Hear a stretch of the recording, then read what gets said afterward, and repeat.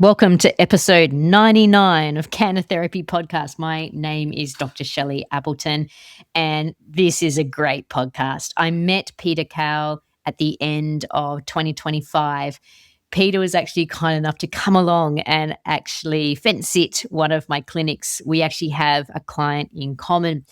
And truly, by the end of the clinic, I really should be paying him half what I made from the clinic because he was just such a great person to have there.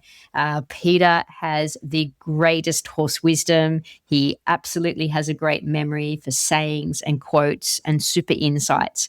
And I thoroughly enjoy his company. And you are going to thoroughly enjoy this podcast to discover this really wise horseman that lives his life completely consciously, that is really aware of how even today he's continually learning, he's continually experimenting and exploring and developing his skills and working with horses. And as he calls it, working at the ragged edge. I call it the coalface. Peter calls it the ragged edge, and I love that. In fact, I might be giving up the word the coalface to adopt the ragged edge. Anyway, before I go, please hit subscribe if you haven't done so already on this podcast. It'll help Kat and I greatly.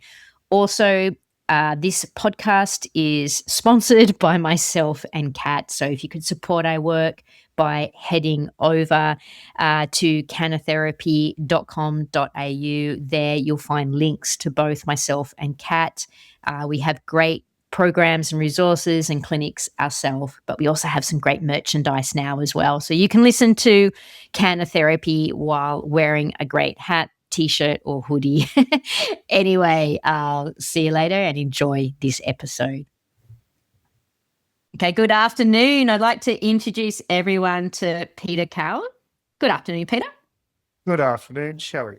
Yeah, I'd like to tell people, first of all, how I met you. So from time to time, I have other professional horsemen and horsewomen and trainers and coaches come along to my clinics. And you came along to my last official clinic of 2025 in Wagga Wagga. And I have to say, I had the best time because of you. I'm going to say it up front. You are the man with the most amazing sayings and the most amazing memory for sayings or good horsemanship terms. So I have secretly got you on this podcast, Peter, just so I could formally record it because they're so brilliant. So I'm sure I'm going to pull some out of you. I can't disappoint. No, you won't disappoint. You definitely won't. And I'm glad you enjoyed me being there because I sometimes get a bit carried away talking to people's things, and I think it's relevant, but it crosses your mind. Is this the part where I get asked not to come back next time? No, I loved it. It's really interesting when I do have other professionals turn up about how they do interact with me. Some are weird and don't talk to me, which I find is really weird. And then maybe they're trying to be very professional. But maybe they are, but it comes across as like super awkward. Like, why are you here? You know, at least say hello to me. That's this. You're being weird. Others are, just lovely and quiet or whatever. They might ask me some questions, but you were awesome. It was like I felt like I had a great backup that had these great. Well, I think we matched in well. We don't do everything exactly the same, but the reason behind it is there. Yeah. Sometimes I felt I'll just say what I reckon you're doing, and it saves you blowing your trumpet. No, it was so good. It was so fun. It was a really, really good fun clinic, and I think I was kind of like I felt kind of ripped off because you really helped my people have a good clinic experience because they got double educated. So thank you so much for that. As it turned out, our friend Noni that I went to the port. I'd been going to try and go to one, but it was just never in the right place. Yeah. But she actually wouldn't let me pay. She paid for me. So. Oh, did she? So everyone's happy. Everyone's happy. Still, you brought a really cool element to my clinic. Yeah. All right, Pete, people have got to learn a bit more about you. So I've got a question here. So what is your elevator story? In other words, if you only had 2 minutes to tell someone who you were and what you did, what would you say? So I'm looking forward to this. A horse handler and a horse educator, I suppose, a people educator, part of the time, 2 months out of every 3, and then I worked for the Cootamundra Shire reading the water meters for the other third. And when I first did it, people went, oh, you're getting out of horses now, you're not taking them seriously. And I go, no, I'm doing something else because I'm taking it seriously. Yeah. I'm stepping back and coming back in. So, yeah, I've done it for 30 odd years, worked in the racehorse industry, and then worked on stations up north, and then worked for myself. And, that's me. And I work with my wife, Julie, but she does less horse stuff now, but we used to work together. That's very cool. So, okay, I'm going to dive back into that and go, well, how did you get into horses in the first place? Because of a girl. Ooh. which went nowhere. I mean, she's a nice enough girl. But my great uncle, my mother's uncle, was a really good horseman and a racehorse trainer.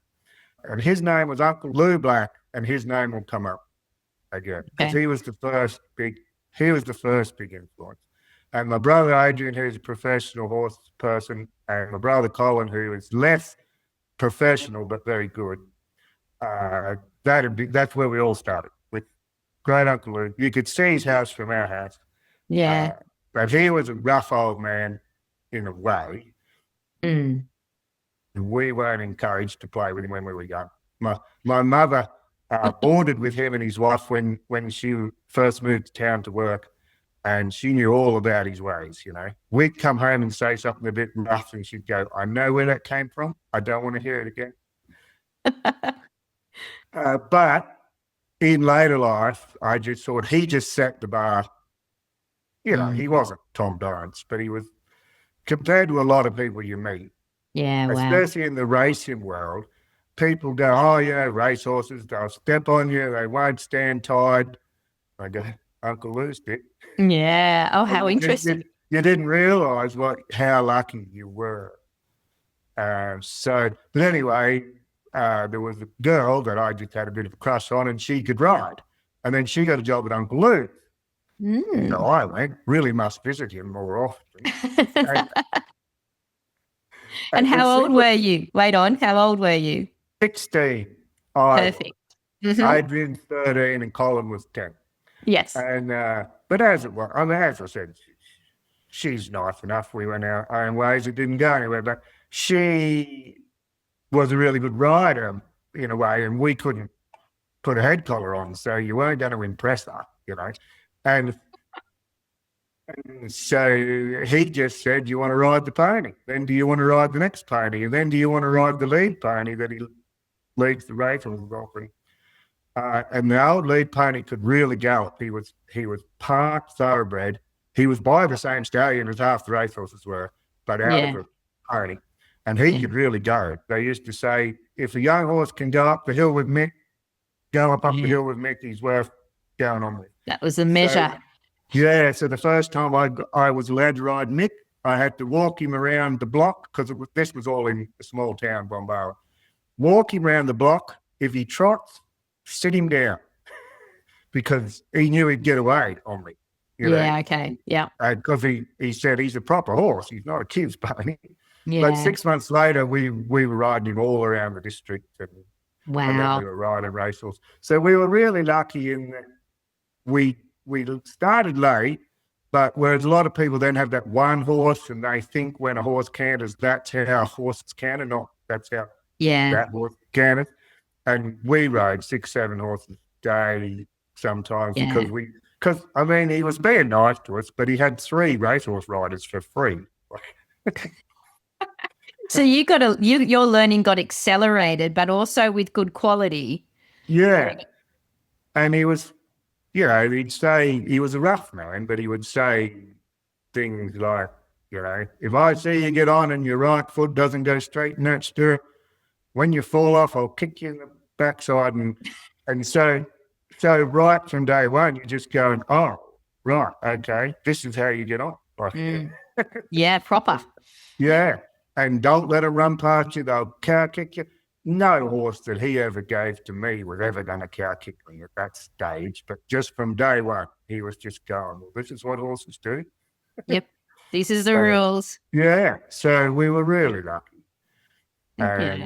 And so that went on for a couple of years riding the racehorses. And then I went to Glen Ormiston Ad College and did horse management.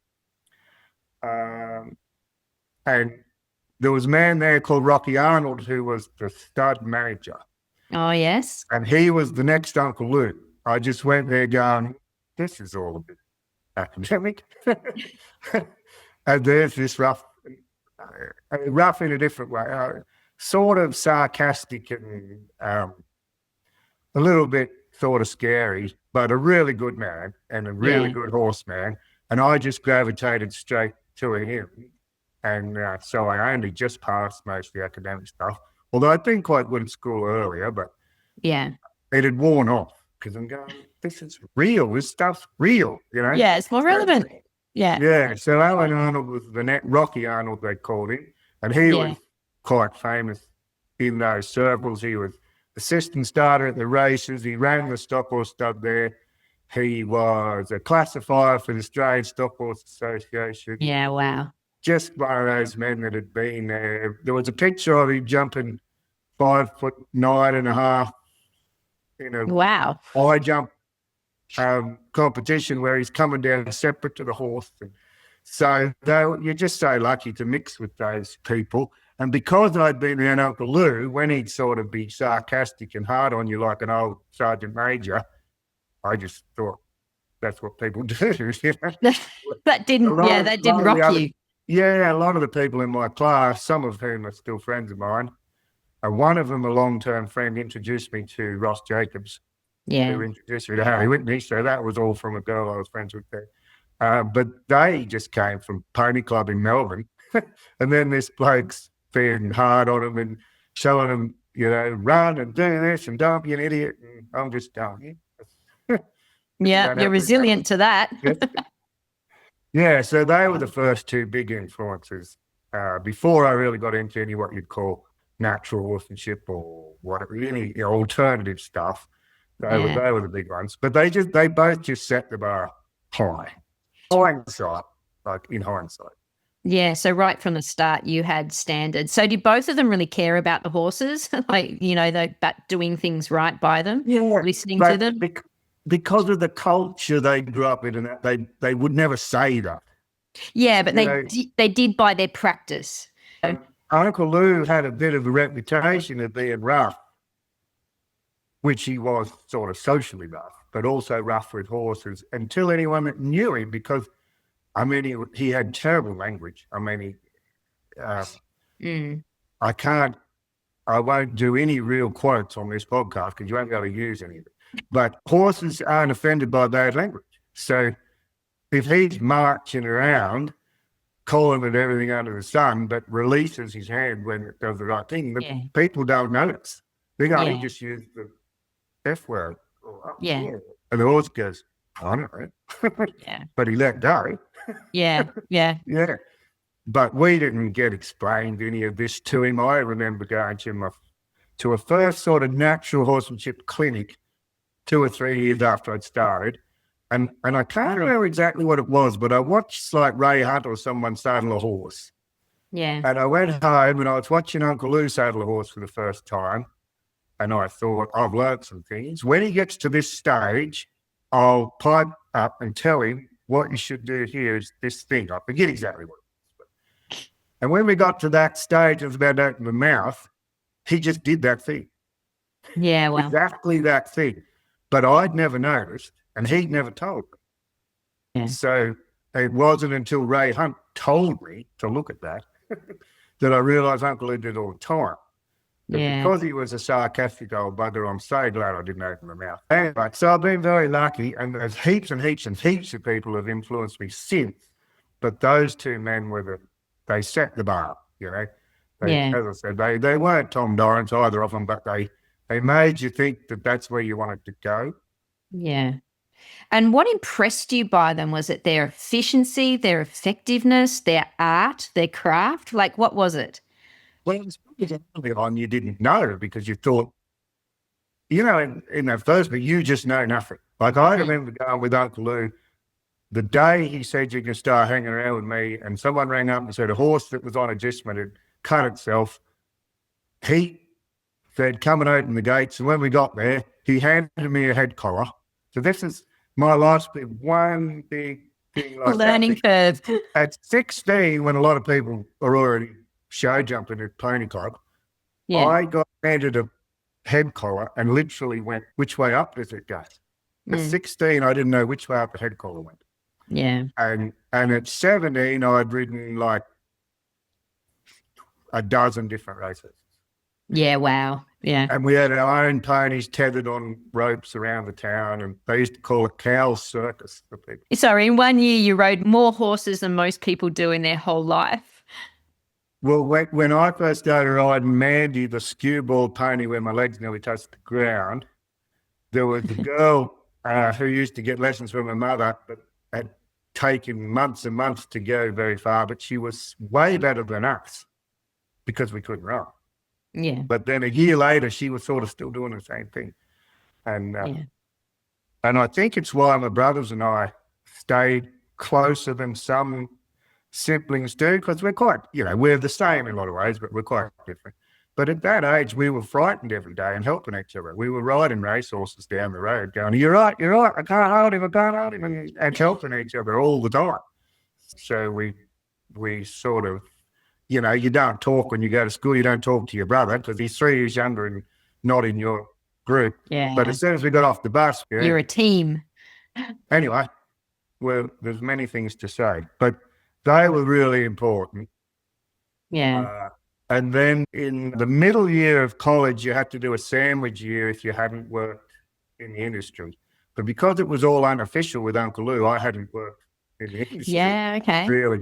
So one of the other girls a year ahead of me was working at a racehorse stud in Wagga, which also had sheep and crops.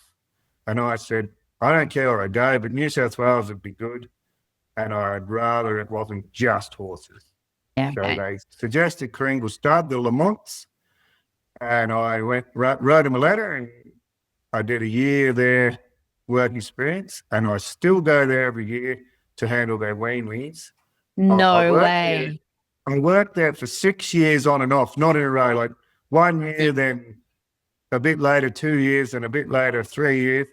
And then I got the contract to handle their weanlings, and this is the 23rd year.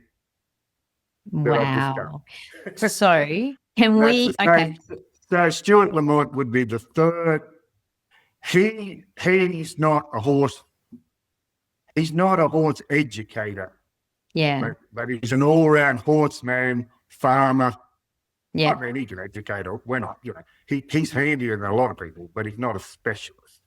But he set the bar high in every other area: husbandry, feeding, how to run a place. So those three men. But then nearly everyone else that's influenced me since are more down what you and I would be really interested in.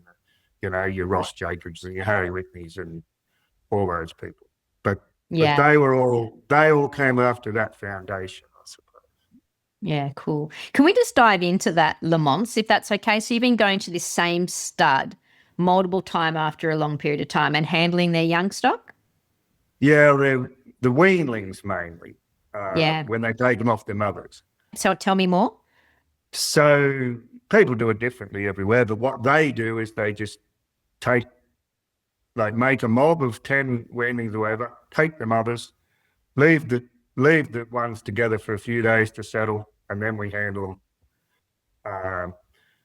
I've learned so much doing that. I get frustrated with it. I know it won't stick because of the industry and nobody really knows what you did, but you're just doing the best. No. They run them in full of beans and try and trim them when they're not settled, and they don't work out as good as what I would like often. But I just don't think I'd be near as experienced if I like some years I've done up to 100 a year. So not every year, but I have touched 101. When Julie and I did it together a few times, we did 101. But you only really have them for, say, 9 days. Yeah. They're in about 14 days, but what you actually have is 9. So you get really, really, really good at effectively noticing little things, but they're not really consolidated enough for other people. But I've learned so much out of it. And Mark Langley at one stage was interested in coming to film it, but we never managed to do it because Warwick Schiller had done a similar thing in filming the foal handling.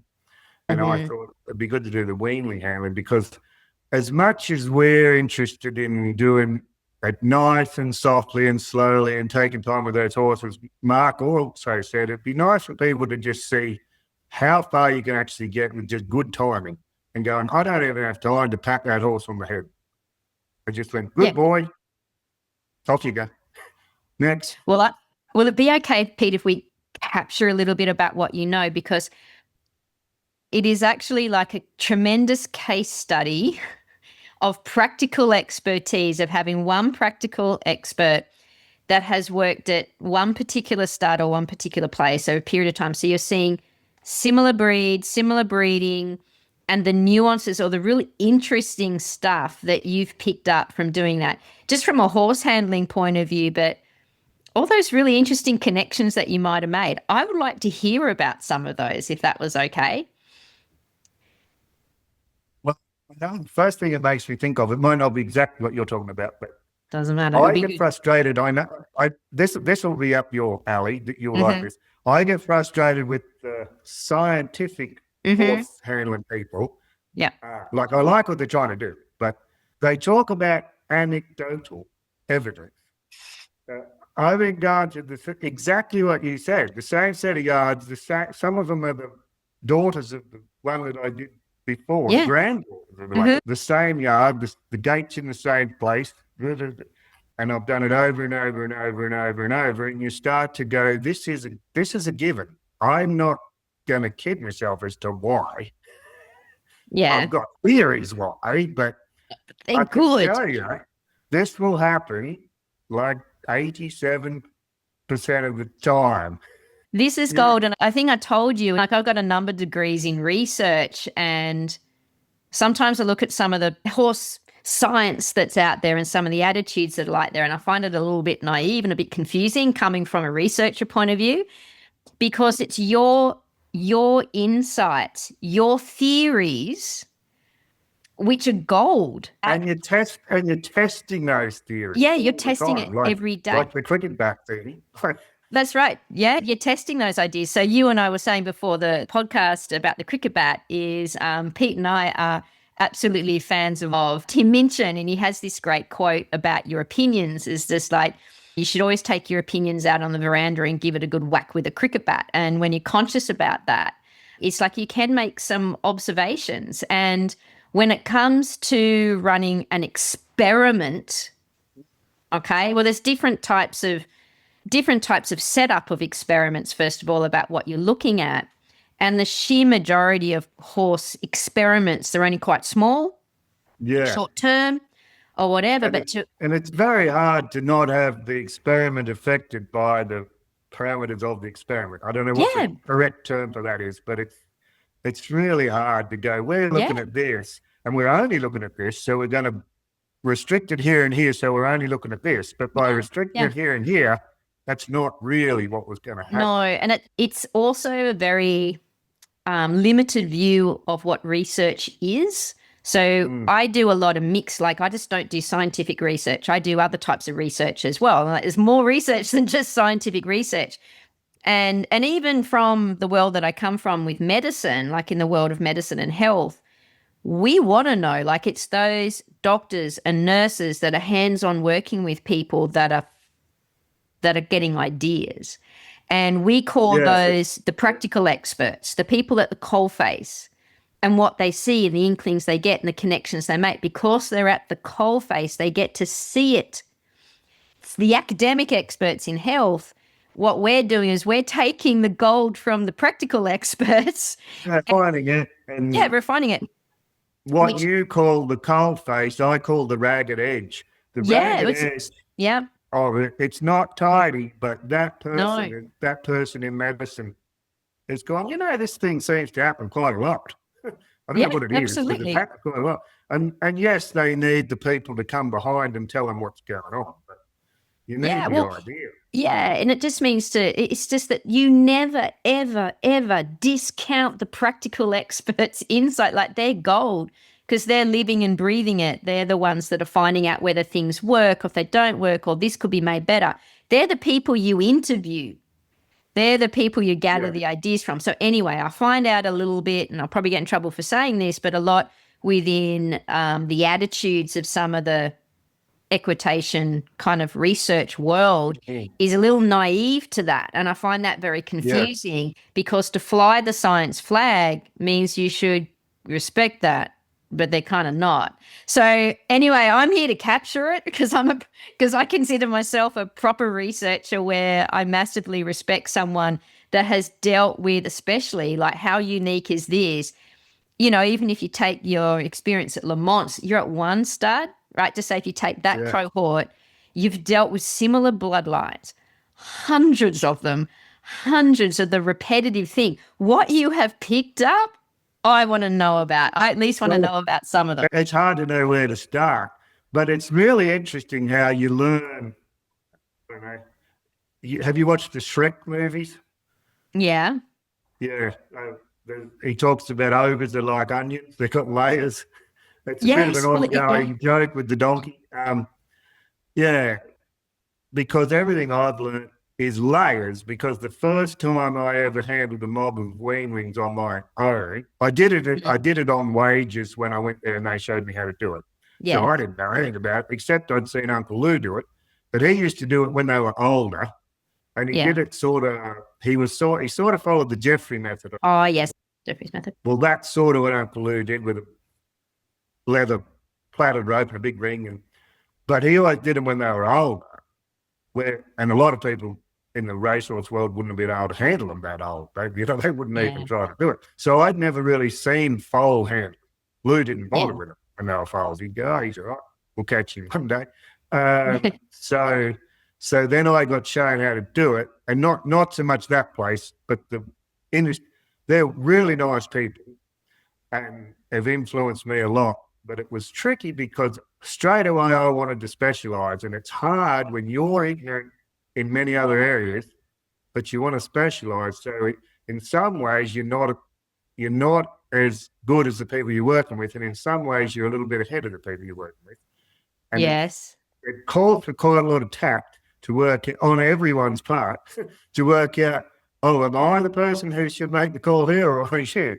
But getting away from them because they were open-minded and gave me a chance. But the greater thoroughbred industry had this idea that you must handle foals in a deep, sandy thing because you don't want to hurt him when you pull him over. Obviously, you don't want to hurt him. But it always intrigued me in the greater scheme of things. You don't want to hurt him when you pull him over, not if you pull him over. It really was in some of those studs. It was the done thing. You will pull him over. And I don't like to get cocky because you're only as good as your last one. And I don't know if that counts as wood, it's laminated.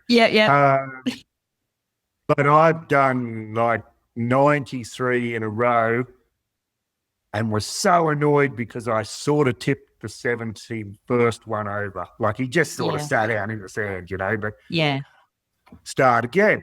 I'm trying to get the whole 97 without any of them falling down. And whereas it would have been 97 out of 97. Yeah. Because you read them around, they fight it, they flop over, but you have it so that you mitigate the flopping over. Yeah. Like that's the approach. Finally, they sort of said, he's a good foal handler because when the horse goes over, and this is true, you do need this skill. When the horse goes over, you have to know how to rescue his head so he doesn't slam his head on. Yeah. That is a skill. But I said, it sort of reminds me of saying that bloke's a great fly fisherman. He is so experienced to getting his lures out of the willow trees. That's a really good saying. If he didn't flop on McCashin, but you absolutely, if you're going to do many, you absolutely have to have in the back of your head to take the flag out of the lead and don't flop his head. But it should come up once in forever.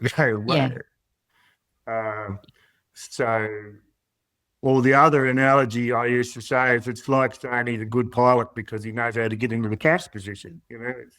Yes. Yeah. It's already over. You've wrecked it in a way. So where I was going with the layers, the first one I ever did on my own. Are you familiar with J.D. Wilton? Yes, I am. Yeah, I've seen the old video of him. Yep. Yes. Well, I had a book. I had a book of his. And Oh, did you? Mark Langley had a book of his, and one of the few times Mark and I have ever had time to sit in a pub, we had the best. We both sat down and did old style, put the money on the bars, yeah, and ignored everyone else in the room.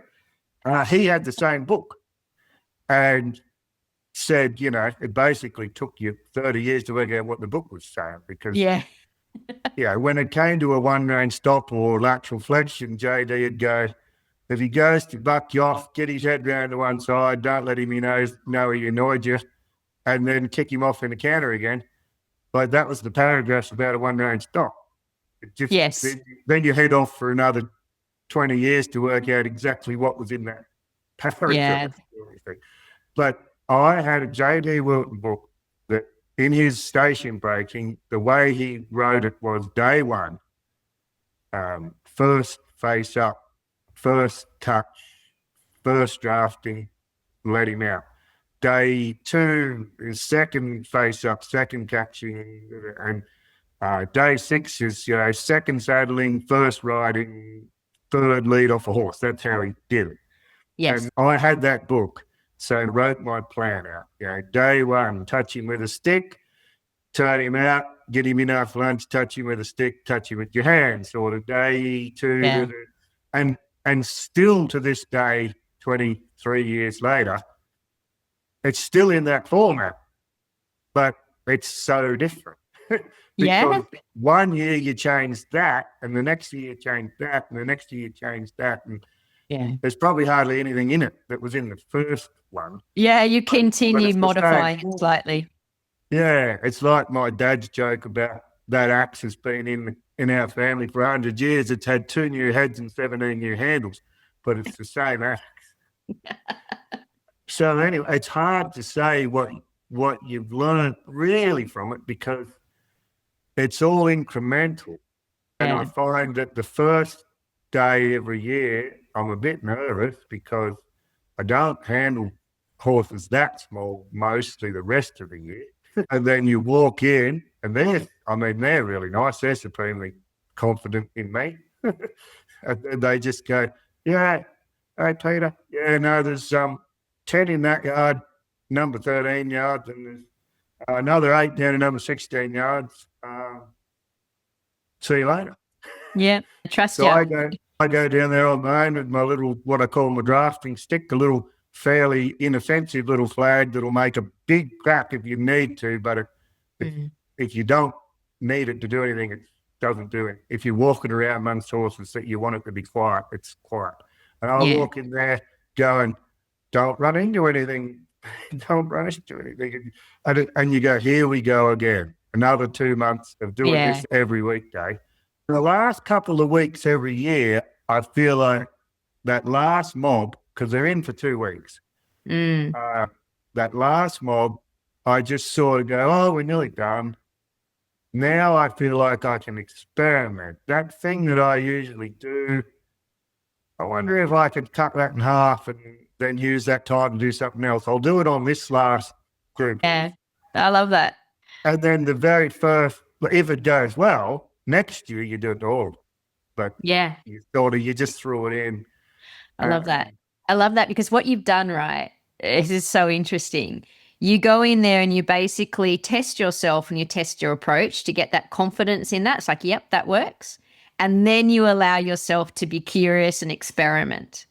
And then you take the findings from that, and depending whether you're going to push through with that change. So there's probably, how many years were you doing it for? Like 23 years or something, he said? The contract was 23. I had already done it for wages enough to where they were willing to give me the contract. So it's like that repetitive, and there's those, it'd be very cool to look at those documented little experiments. I have had 3 fatalities that I was involved in, and that freaks people out until I go, well, expressed as a percentage of like 1,500 to 2,000 horses. It comes up at 0.00 Yeah.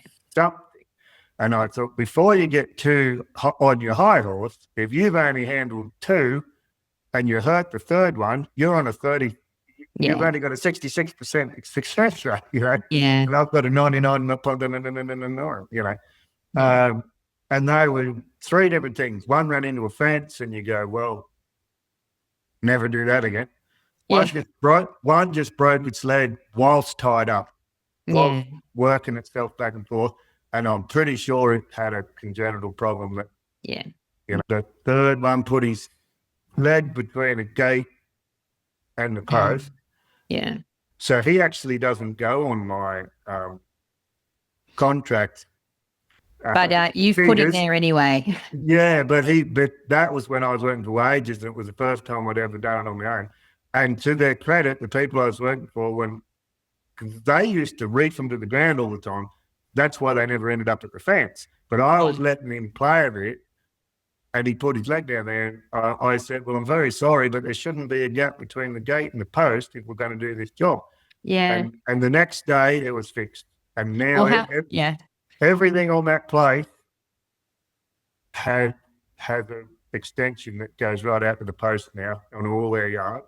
Yeah, but see, I love that, because you're not only just changing your approach or your technique, you're finding the gaps within the equipment as well, or the facilities within it to reduce risk. Fascinating. And it's an interesting thing because, yes, I had a problem they'd never had because I'd fixed the thing. I don't pull him over on the ground as much. Yes. But I'd created a new problem because I let him get to the fence. So have you ever heard of, nothing to do with horses, American economist called Thomas Sowell? Yes, I have. African-American. Yeah, I watched a documentary on him the other night on YouTube. He's like 90, I think. Yes, and he's still writing his next book. Is he? I find he has a lot of sayings that fit into this sort of stuff, even though he may never have patted a horse for all my saying I know. But one of his favourites is, there are no complete solutions, only trade-offs. Yeah. So you go, well, I'm going to fix this. Yes, but what else have you stirred up there? Yeah, that's a good example. When I tried to make better ways of teaching the horses to tie up, I went, because they just tied them up solid. I went down a whole rabbit hole of ways where it went to your hand and you could let them slide. Yeah, yeah. Well, they can't rip their heads off like they nearly can when they're tied up, but they can now rear right over because they're on enough rope. Yeah, And they can get more pace up, and they can. I still prefer a method where you let them slide, but it took like 20 years to go, well, actually, there was some advantages to having him tied up solid, but he couldn't do this and he couldn't do that. So that's the Thomas Sowell thing. It's a trade-off. I swapped that thing for that thing.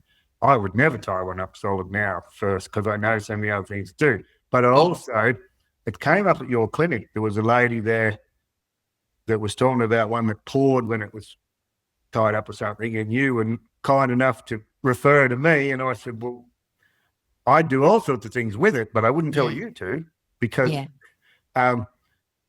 you can't go working it around for pawing until you know what it's going to do when you work it around. When you work it around, so I do that first. So the short answer is, you might just, if it hasn't pulled back yet, it only paws. You might be better off just doing what you're doing until someone can help you. Yeah. So there's just which brings us to my favourite story. Yes, all good. Everything you hear is half right, including what I just said. Yes. I throw that bit in for the people that don't really listen, or they go, oh, half right? That's a bit strong. And I said, well, that's what the factor bit's for. Even me saying it's only half right is only half right. It's just the concept.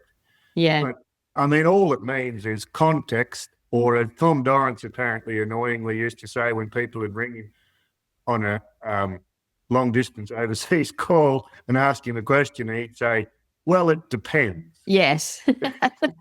The two most hated words by people that you can give them. No black and white, not black and white. Yeah, but it is right because it depends. It really does depend. So much context. Yeah. So there's so many.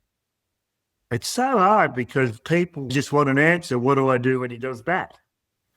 Yeah, it's not like that. Yeah, like why did he do that? And how, and could you do it? Like J.D. Wilton could rope a horse and then throw a half hitch up the rope and capture its nose like a halter.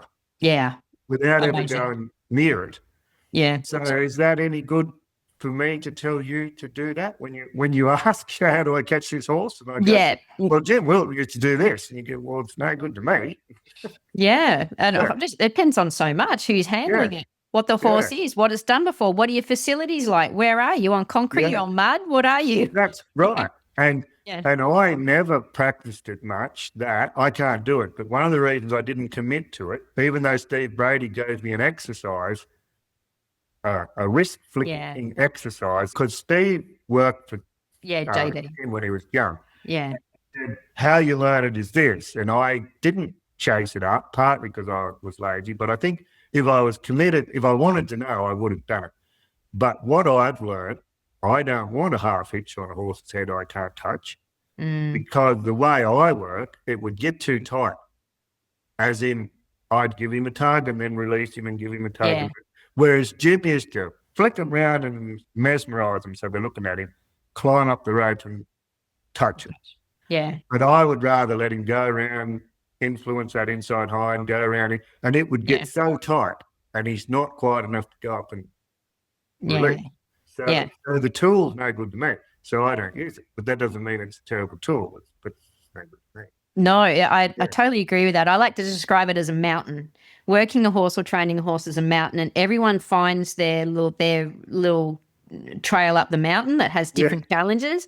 And we can all meet at the top and go, oh, good, you got it. Look at us, But everyone has their, JD was he was completely crashing up a huge ravine that no one else could. Yeah, but that was his layout. You pant at the top and you go, well, I'm glad I didn't come with you, but you pulled it off. So.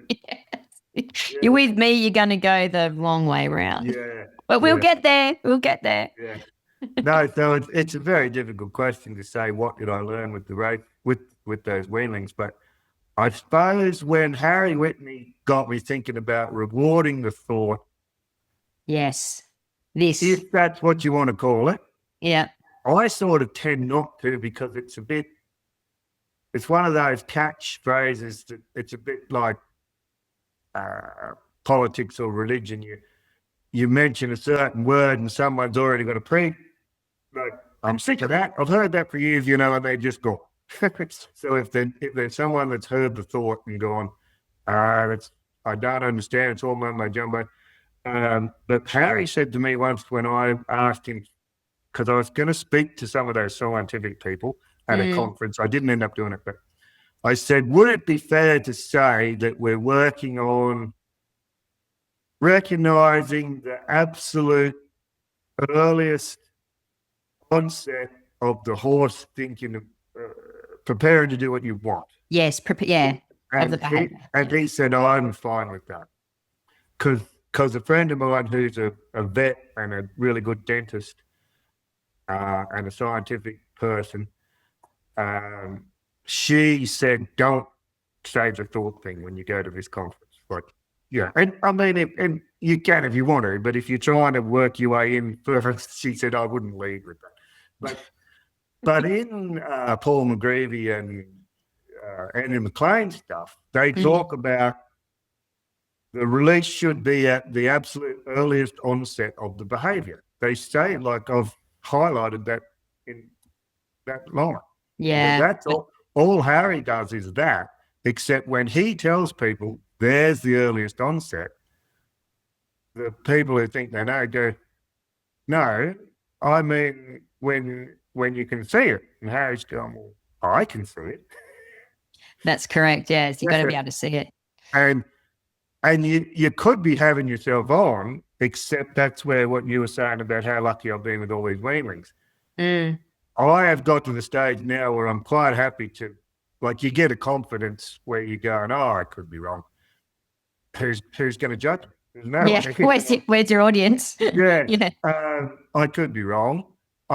It's really eye-opening how often you are right when you've done it enough that you go, my gut says release there. Mm-hmm. And then after a little while you go, well, why wasn't I doing that 20 years ago? Because you couldn't see it, didn't look like it. But you do have to play on that ragged edge of going, well, I know this. I'm not convinced of this, but there's enough indicators that I'll give it a whirl and I'm going to release there. And a minute later they do it and you go, that's freaky. You freak yourself out. Yeah. So no wonder someone who's new to it doesn't. Oh, they can't see it at all. I told you about when I first met Ross Jacobs, who also talks about thoughts and has been heavily impacted by Harry Whitney. Go on. I met Ross and Harry on the same day, and the next 4 times that I met them, they were together. Like I never met them separately for ages. So they're so intertwined. I watched Ross for 2 hours before I could see what he was talking about. I thought he was crazy. I was there like, what the hell are you talking? Like messy. I couldn't understand what he was doing. And I was a good trainer by this stage. People, it's not like you don't know anything he's talking about. Yeah. And then suddenly I saw it. Then it was like, whoa. And I remember I raced home and I got a horse out and I was like, wow, this is powerful. This is super powerful. It was like seeing the behavior before the full-on behavior happened. And if you trained at that level, man, it was effective. And then, it really changed me. It really changed me. But it took me 2 hours of trying to see it. And that's exactly what I was saying with the layers. You don't throw away the old knowledge, but sometimes one new thing will revamp all the old knowledge. You'll go, well, I still know all those things I knew yesterday, but they've just lifted to a new level because of that. And Julie and I worked together quite a bit doing the weanlings before our daughter was born. And then she didn't come much for probably 10 years. And then I did more and more Harry stuff. And like you said, when you couldn't see what Ross was doing, you're already a good trainer, but you're not a beginner chump. You're quite good. Yeah. So Julie is quite good. And she's come and watched me after 10 years. She started helping me again. And at one stage I did a thing and she said, well, that went well. And I went, yeah, I think so. And then she looked at me funny. She said, but I don't know why. Because she couldn't see it. But if a third person was there, they're probably thinking, oh, this woman doesn't know anything about horses. That's why she's saying, I don't know what. No, she's going, I know quite a bit about horses. Yeah. And I don't know why that worked.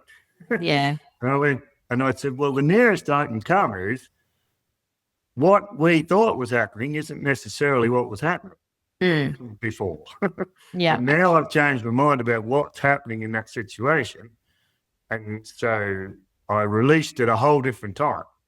Yeah. And she's expecting me to have to fix the fact that I released it at the wrong time. And this horse just walked in wherever we were doing it. Yeah, wow. I don't know why. But I'd been playing around at it for 10 years while she was at home. She was still working horses at home and stuff, but she hadn't been to the weanlings. She hadn't been to your lab. I'm going to call it your laboratory. Really, I heard Buck Bannerman call clinics his lab. Yeah, absolutely. Because Buck said, if I was just working horses at home, I'd have worked out, don't make that mistake. And I would never have got any better at fixing that mistake because I'd have learned, don't make that mistake. Yeah. But he said, when people bring me horses, I've got better at fixing the mistake over and over again. Whereas on your own, why would you make the mistake again? That'd be silly. So, yeah. Anyway. It's also why with me personally, it's like when someone sends me a message that they have a problem, I get them to tell me more about what it is, so they run down. It's like the horse talks to me through that message. I know exactly what's I can see it. What's going on there? All the little Sometimes mistakes they've made. I'll let people have quite a long conversation. Like if I've got a bit of time, it's lunchtime or something. Because first they tell you what they think's happening. Yep. But then you just let them talk. Yeah. And 20 minutes into the conversation, they go, and then there was a day he bolted up the hill, and they go, after he bolted up the hill. Oh, I'd forgotten that. Yes, he bolted up the hill. Yeah. And then that's a bit more, and then you go, oh, this makes more sense now. Yeah. Whereas at the start, they're not lying, but they're telling you what they think is important. Yeah. And then the horses talk, the history of what's actually happened comes out in little threads underneath, so you can see it. Yeah. And it's the same. Well, when I was thinking, I've got all sorts of things written down here for today, or just thoughts I've had.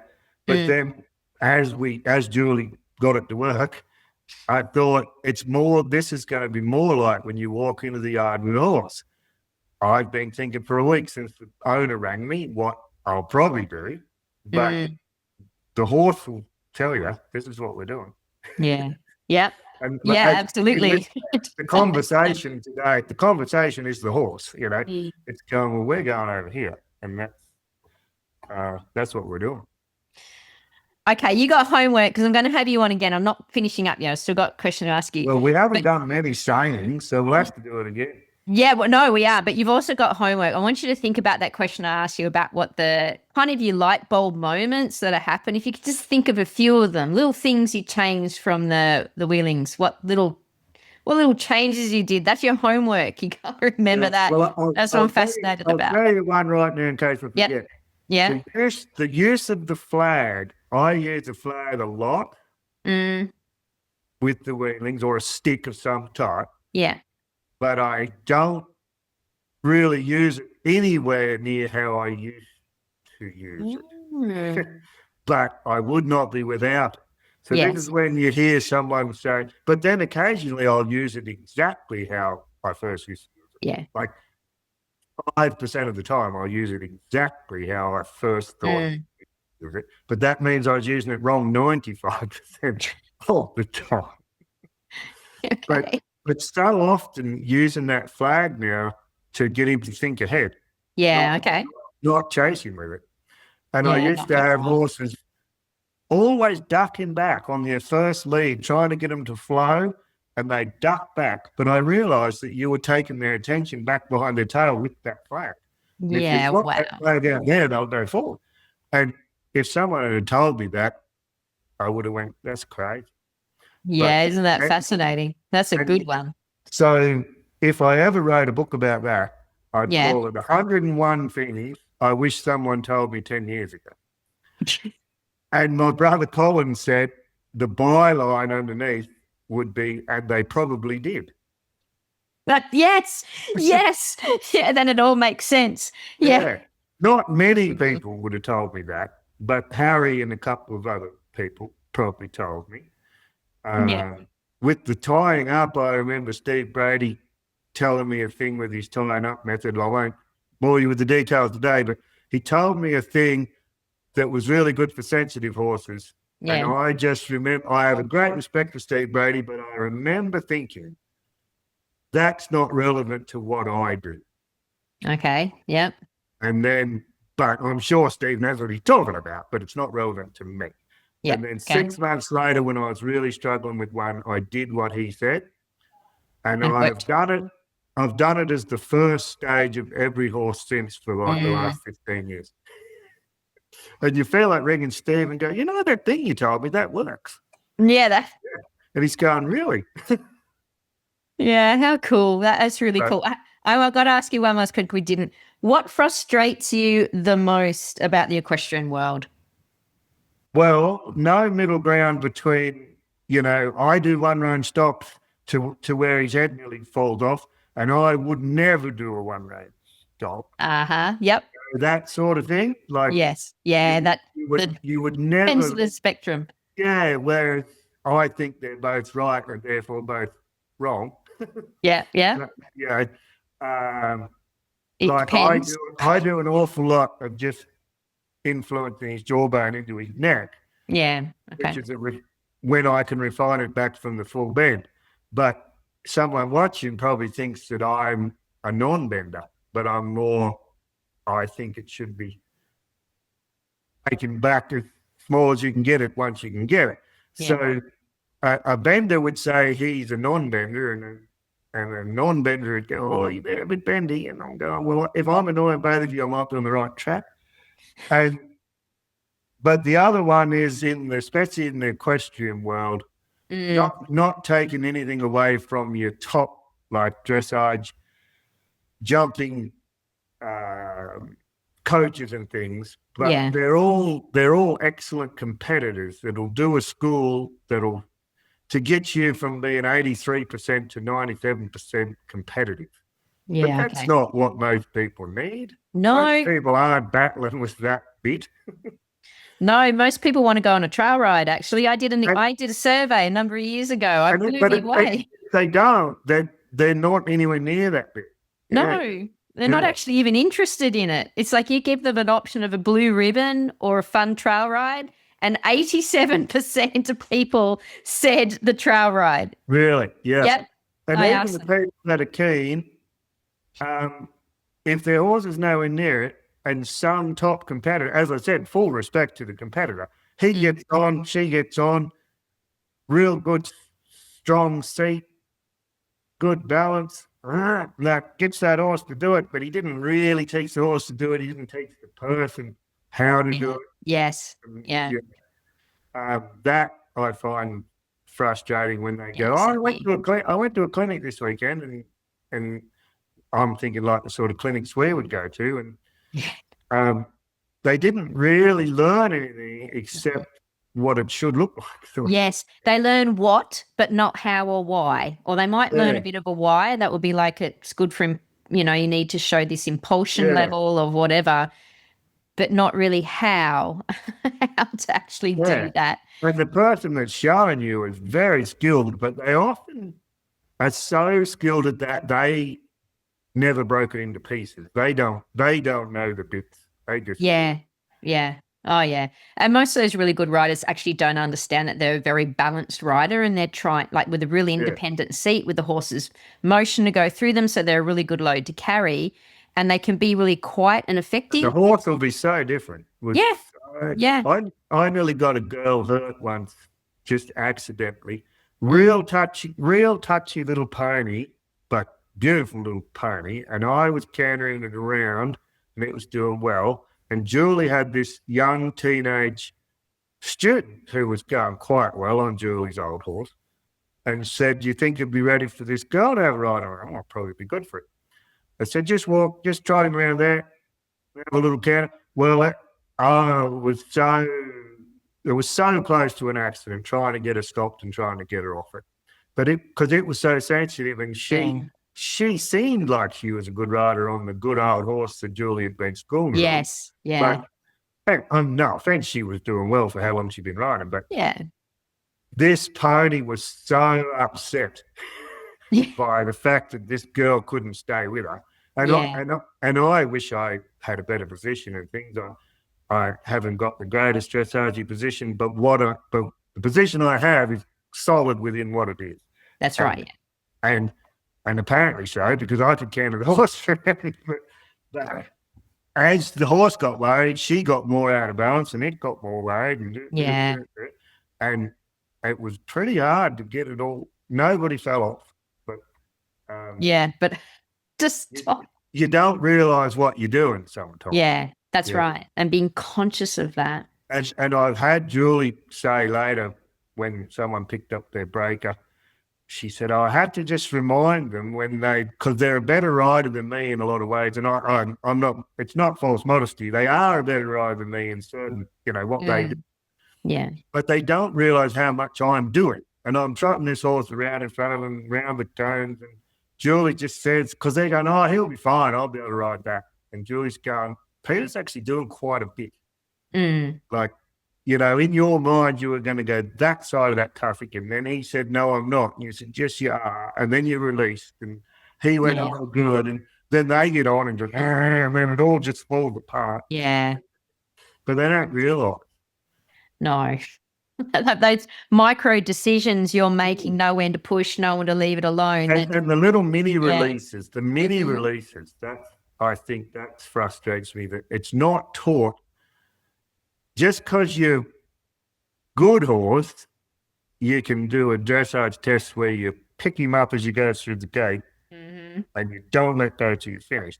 Yeah. That's a goal. That's not a method. No. That's one of my sayings. One of my sayings about tying up, about riding, about picking up feet. That's a goal, not a method. Do not mix a goal with a method. See, gold. You have gold, my friend. Well, what we're going to do, Pete, it's nice to be appreciated. Yeah, no, I love it. So we're going to wrap it up there. However, you're coming back because we need more. You've got homework I've given you for next podcast. Well, I watched you do the Ian Leighton one, and I'm glad you got him back. Yes, yeah. I've only met him a couple of times, but I like him. He's beautiful. I've actually, next time I've got one of my quotes was inspired by me watching Ian, one of my quotes. Good. Well, you keep that. Now, the only thing is, because I've got to get Ian back on as well, too. Now, the only thing you got to do is Ian wrote a whole lot of notes for it, too, and we only got through a little bit of it. And then when we came for the second, he couldn't find his notes. So you are not allowed to lose those notes. Don't lose the notes. Okay. I'll tell you one funny story about listening to Ian on Spotify. How this on Spotify, I know nothing about Spotify. Yeah. I clicked on it and it worked. So my daughter, who's got her L plates and who was in town setting up the car ready for a trip to Goulburn to drive her grandparents to Goulburn, she was setting up a playlist on her phone and kept hearing this thing about horses on. So she rings me, Dad, are you listening to a horse thing on my Spotify? Yes. So that's when I was trying to listen to you talk to Ian. But she's gone, what is that? They're talking about horses. Oh, Dad. It's Dad. Well, I've loved having you on. And well, it's been good. Thank you. Yeah, and you're coming back. We'll do it again. Yeah, definitely. Well, you have a good afternoon. It's getting to the evening. But thank you so much for coming on, and we can expect more from Peter Cowell. Thank you. Catch you, Peter.